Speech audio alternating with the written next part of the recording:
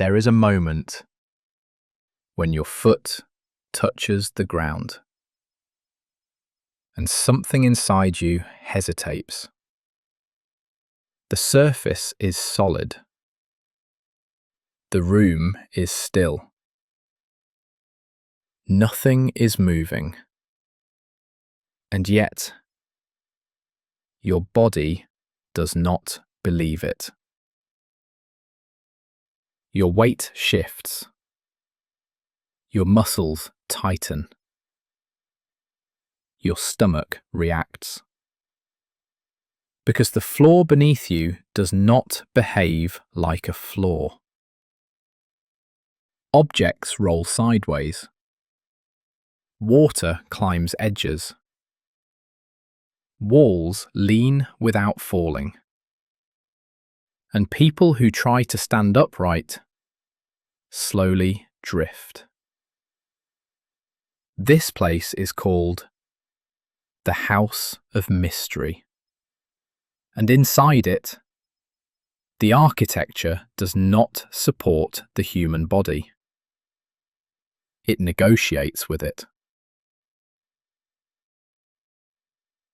In the hills of the American West, houses scatter among forests and winding roads.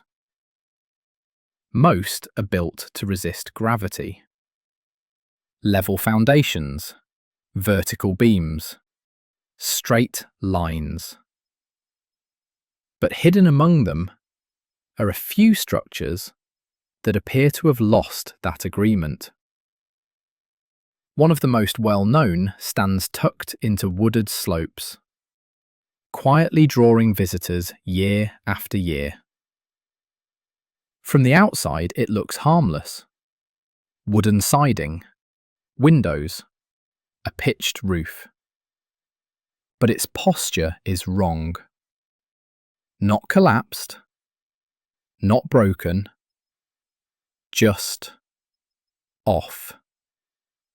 As though the house stopped aligning with the earth halfway through becoming a house.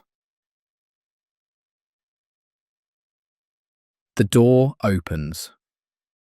The smell of old wood greets you. The floor slopes slightly left. Not enough to see, enough to feel. You step forward. Your body leans to correct itself, but the correction overshoots. You lean the other way. Your inner ear sends one message. Your eyes send another. The conflict is subtle, but persistent. You place a ball on the floor. It rolls sideways. Not downhill, not randomly, sideways. A broom stands where it shouldn't. A chair refuses to feel stable. The walls appear vertical. The windows look straight. But nothing behaves accordingly. People often underestimate how much work standing requires. Hundreds of muscles constantly adjust. Micro movements never stop. At the House of Mystery, those corrections never succeed. Visitors report pressure in their calves, in their lower back, in their neck. They are not tired. They are confused. Their bodies keep fixing a problem that doesn't resolve. Some laugh, some grow quiet, because there is something deeply unsettling about a room that refuses to confirm you are upright.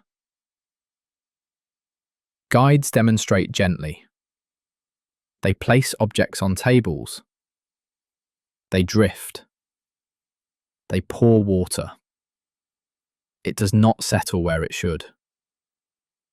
They invite visitors to stand against walls. Their posture changes. Shoulders tilt, Heads drift. Someone closes their eyes. They begin to sway. Someone opens them. They sway differently. The house does not push. It suggests. And the nervous system responds. The human balance system evolved outdoors. It trusts the horizon. It trusts distant references. Inside buildings, the brain borrows structure. It uses walls to define vertical, corners to define depth, floors to define stability. The house of mystery poisons those references. Walls lean but appear straight. Floors slope but hide it. Windows distort perspective. So the brain builds a map from broken data. And that map governs the muscles. The muscles respond.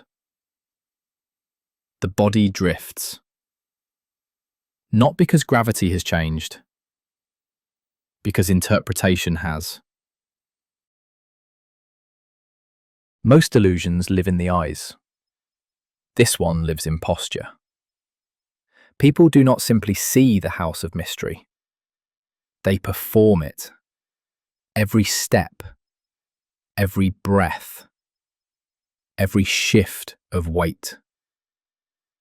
And when your own movements feel unreliable, the environment feels powerful. Visitors often describe a sense of being subtly controlled. Not by force, by suggestion. The house never pushes. It convinces. In this series, the illusion has been moving closer. From objects, to machines, to bodies, to water, to living growth. Now, to shelter. The very structures we build to protect ourselves from the elements become the source of disorientation. It is no longer nature alone that rewrites gravity. It is human design.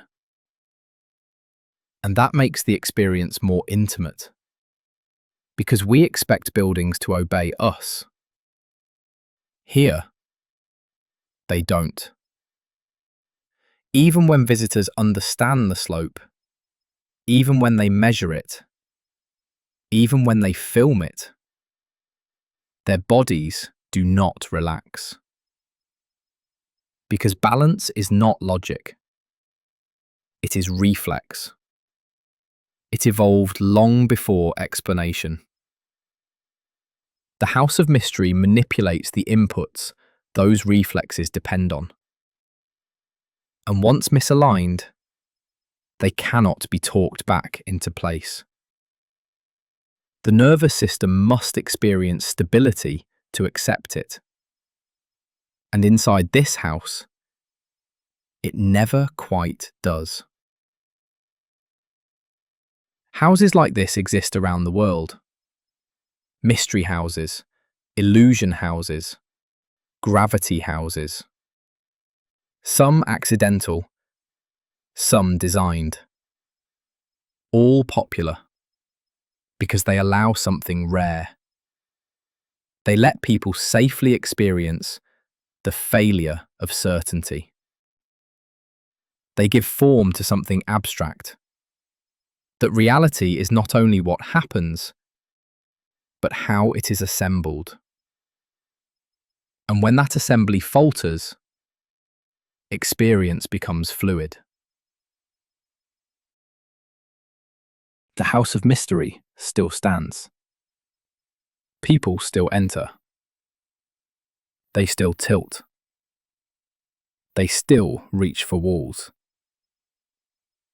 They still leave smiling. And slightly quieter than before. The house does not trap gravity. It redirects trust. It shows how deeply the human body depends on agreement. Between eye and ear. Between wall and floor.